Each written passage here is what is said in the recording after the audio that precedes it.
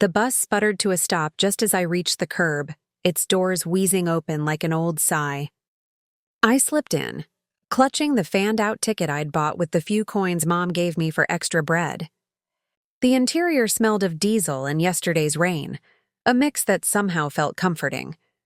Inside, the seats were a patchwork of faded fabric and cracked plastic. I squeezed into a spot by the window, the metal frame cold against my thigh.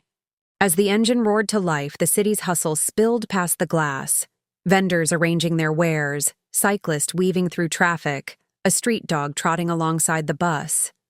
A kid in a bright red cap bounced in the seat across, his laughter cutting through the low hum.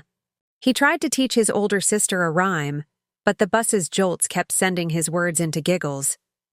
I caught a snippet, something about beans and dreams, and couldn't help but smile.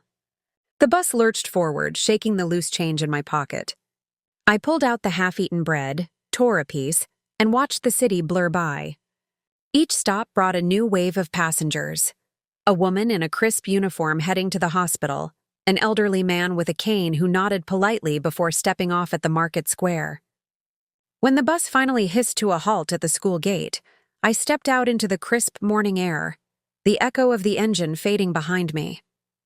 The bell rang in the distance, a reminder that another day of classes, and maybe a chance at something bigger, was about to begin. Inside, the classroom was a quiet hum of shuffling papers and the teacher's steady voice explaining historical dates. My mind drifted back to the bus, to the boy with the red cap and his rhyme about beans and dreams.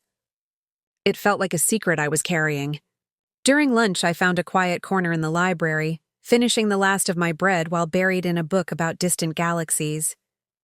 The world outside the window seemed small for a moment. The afternoon brought art class, a welcome splash of color.